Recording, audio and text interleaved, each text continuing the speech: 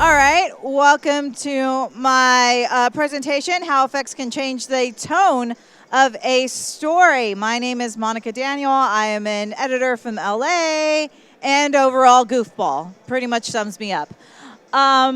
So I'm sure you're all aware, you give two different editors the same dailies to cut, they're going to come up with two different versions. That has to do with the intent, the style, the music they choose, the performances they choose. You're going to get two different cuts.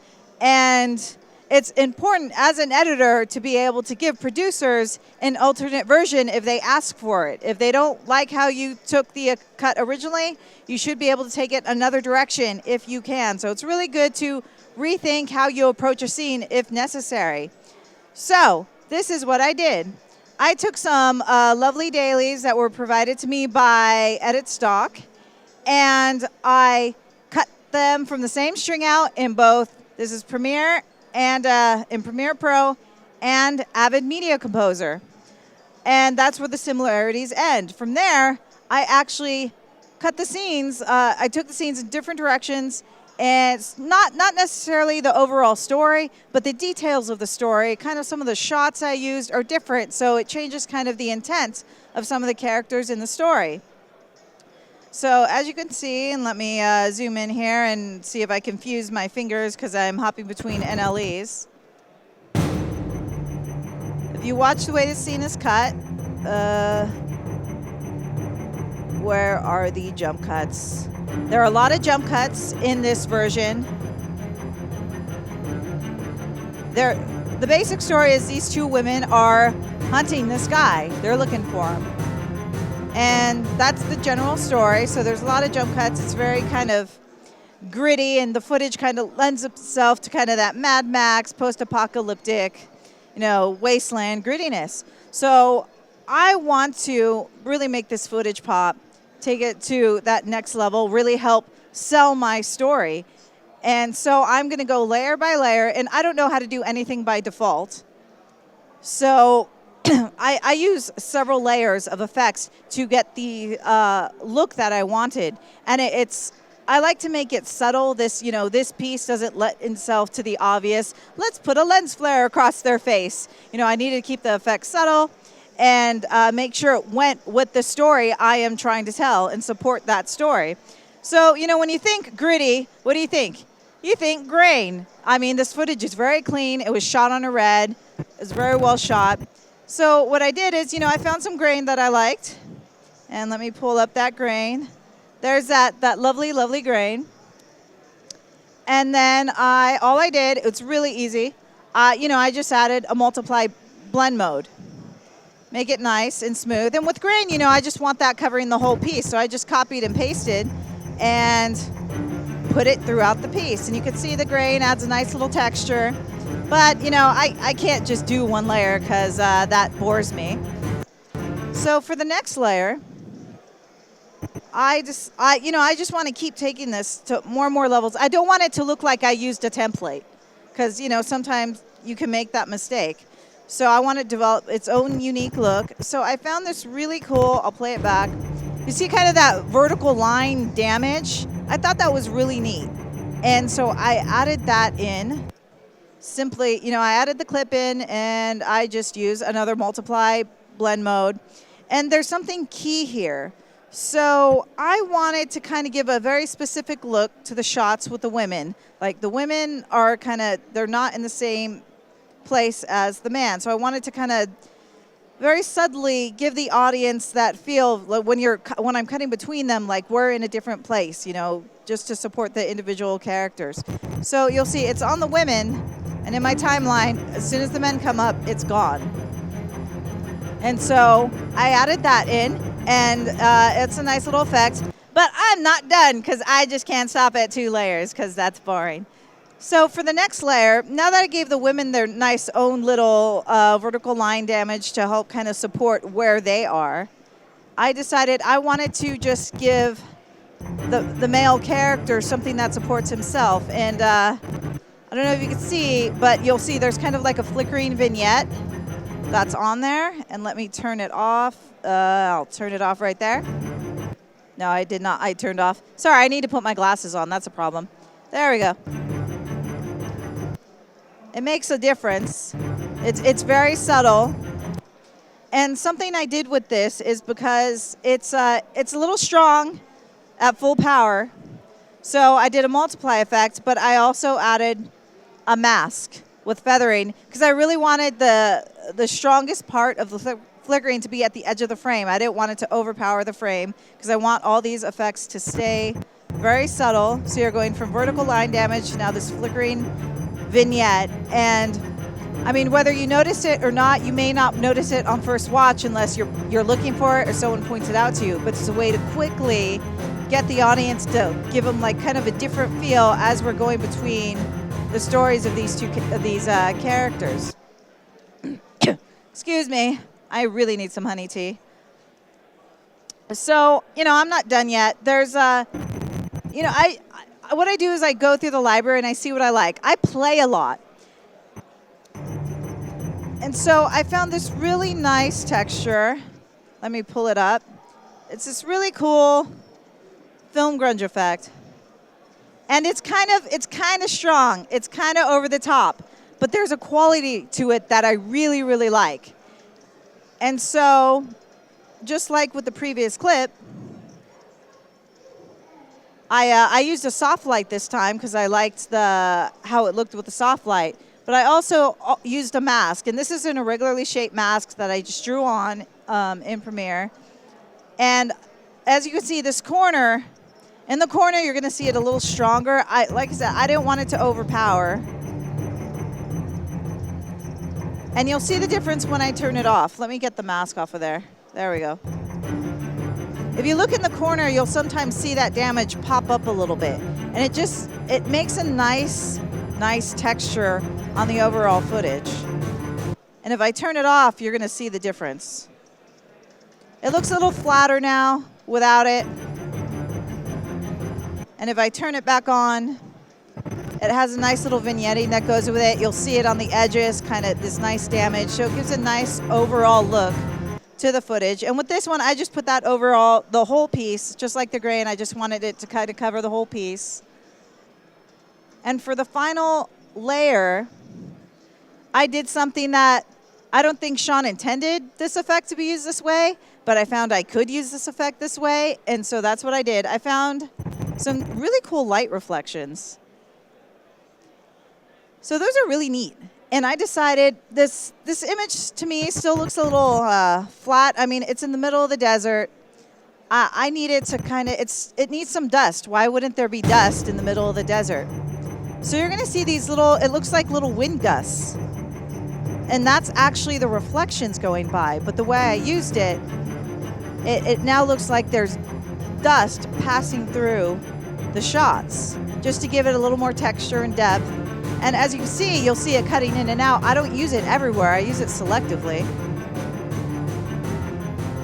And did you see the dust go across her cheek? And if I play back, hold on. Right. Oh, went to the other cut. Here we go. This is a good shot. Okay, here's it with going across her face. Now without it, now it just looks a little more flat. It adds a nice little layer to it. And it's really, really subtle. And it's not meant to be like, oh, look at that. Like, I don't really want you to notice. I want you to subconsciously notice it, but not really, really notice it. And so using all these effects, it really helped to help tell this story, of this kind of like gritty environment. These people are hunting this guy, and it's a violent world, and it helps with this story. So I don't know. Do you guys want to see the rest of the clip? I could stop it. Yeah, it's pretty much the same overall. She's hunting him. They find him. He's a klutz. He falls. Because all guys are klutzes, right? Right? I'm just kidding. I'm actually a huge klutz.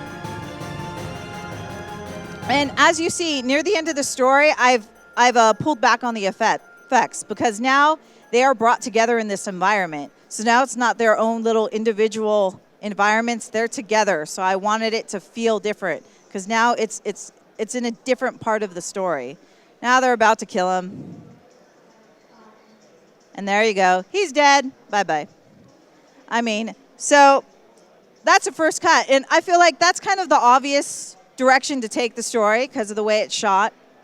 Now what? I'm a huge geek, so what if I wanted to take this like sci-fi? I totally took it sci-fi. So if we go into Avid, here we go. And just to, one second, just to prove to you, this is the same string out I worked from. It's the same footage. And then here's my edit. And it's cut a little differently. It doesn't use jump cuts. It uses a lot of speed manipulation and time warps. And this one I actually did a lot of sound design in this one. But it tells the same basic story. I changed the details of how I told the story. For example, in this version, let me scan forward. There are these close-up shots that I didn't use in the previous version. Now, I just thought they were really cool, pretty shots. They don't really support anything of what's going on. They just look really pretty. So they need something to add to them. And like I said, I found that Sean made a monster toolkit, and I wanted to give these guys special powers. So here we go. Excuse me. I decided in order to demonstrate, wanted to demonstrate these powers in some way visually. So what I did is I added cool little glowy Mystic Eyes effect to show that these people now are having these special sensory powers that they're using to hunt each other. And here's another way I did it. And I did this all in Avid. So let's take a look at one of these eye effects. Here we go. Let me step in. So let me open a Mystic Eyes. That is how it's brought in. So what I did is I just manipulated the mat key parameters. See, I scaled it down to 5%, and I added tracking. So it'll follow her face. But the problem is now her eyelid is kind of closed a little bit. It doesn't fit perfectly to the eye. So I decided I'll go back to the blur. Hold on, this is not Premiere or a PC. I used an Animat to track the shape of the eye. And I keyframed the shape. And then I also tracked the Animat. And let me open. Why is it not looking on my Animat? Oh, this one I keyframed. Some of the Animats I actually tracked. There it is. So I was able to put this eye on quickly. And also, I don't do default well. I also manipulated the color of this eye because she has really dark eyes.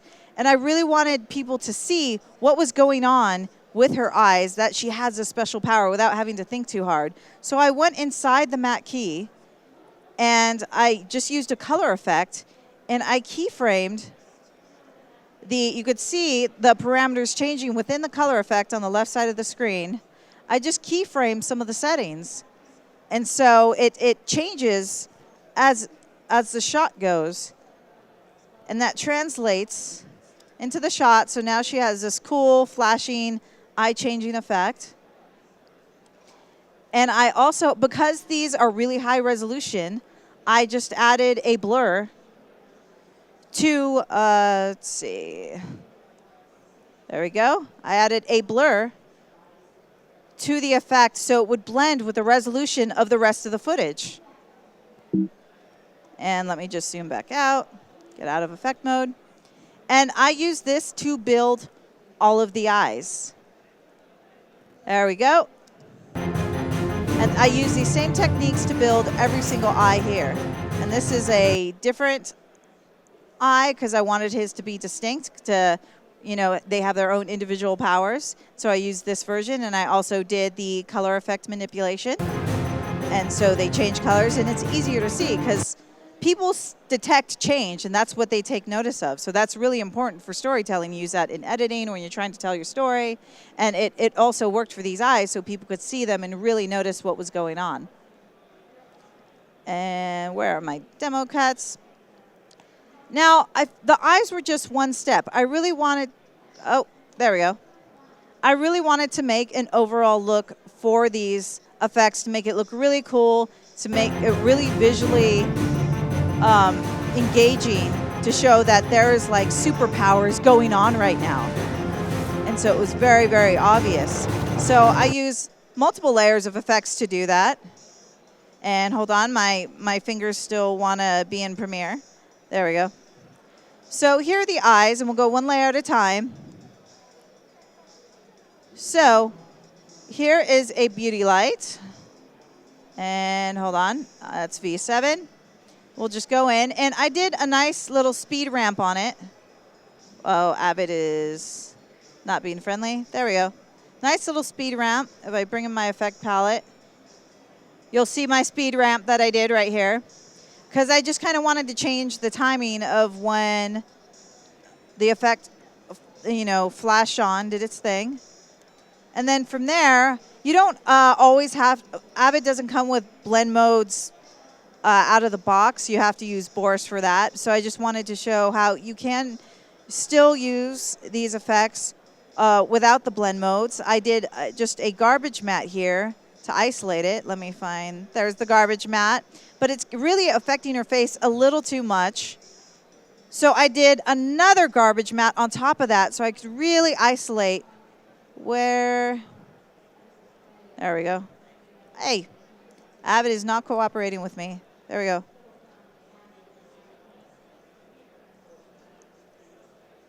Where's my garbage matte? There's my garbage matte. Just to isolate her face.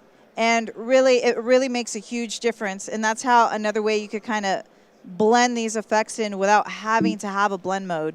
You just use dual layer animats just to keep isolating the sections that you want to see. And I lost my renders. So on top of that, I mean, the image, I really wanted it to be obvious that something was happening. And so I used a color effect to, and it always puts my color palette on top.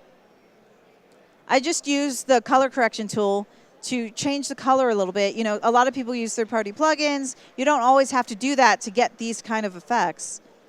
I used this color effect, and I dissolved in so you know, like, she is activating her power. It makes it very obvious. It looks nice. And so that was just a nice little simple color effect with a dissolve. Now, of course, I'm not done yet because I can't have less than 12 layers, apparently. This is, I combined two different beauty lights here to get the look I wanted.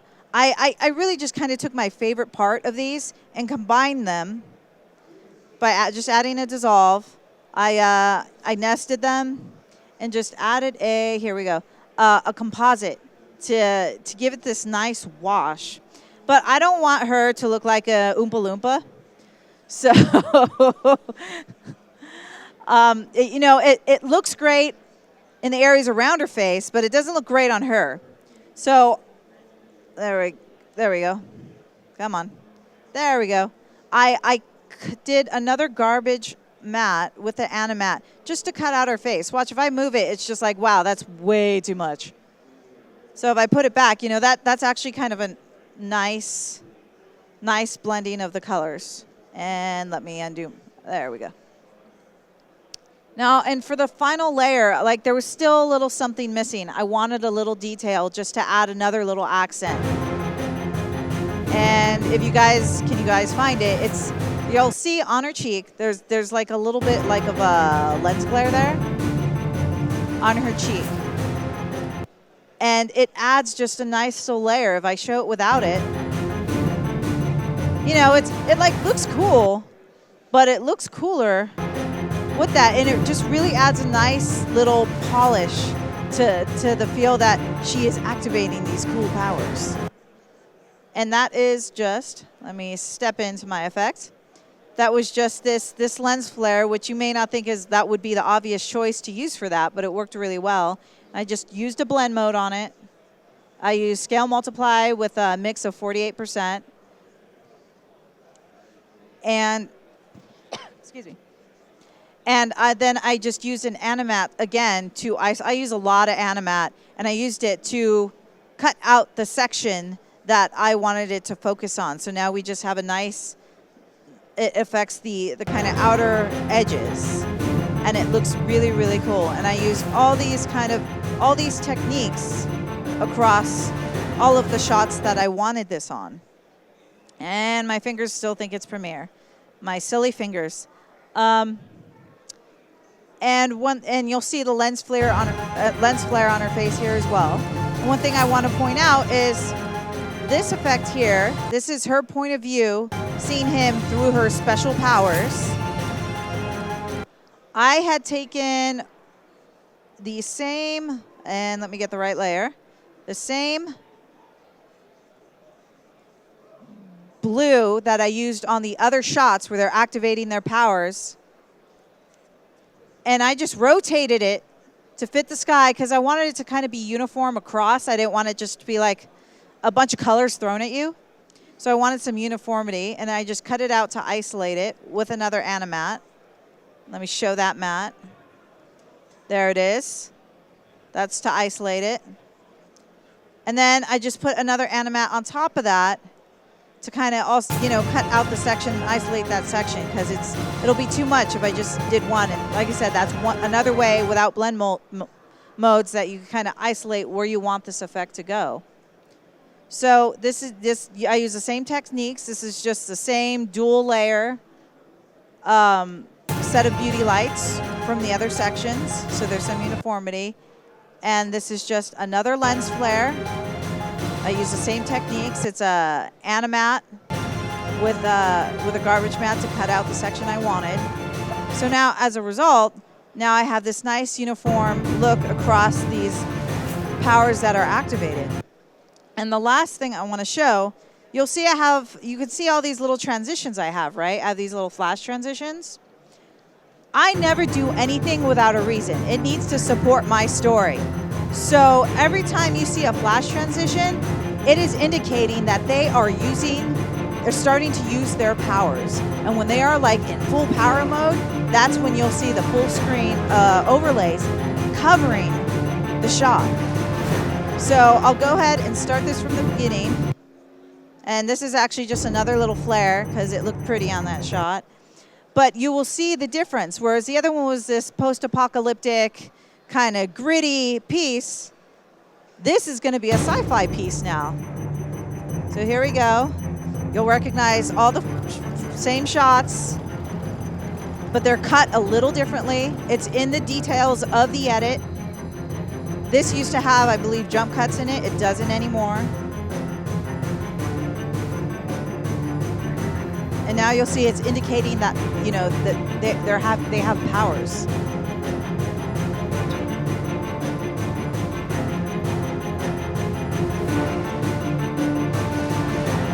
And now we're going into the section where the powers will be activating.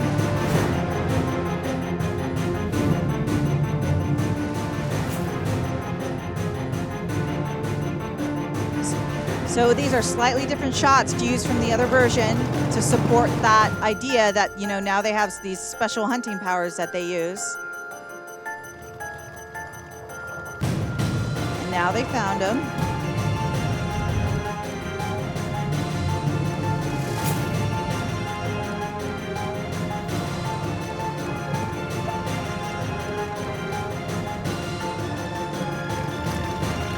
And you'll see this ending is cut a little differently to kind of give different intention to the characters as well.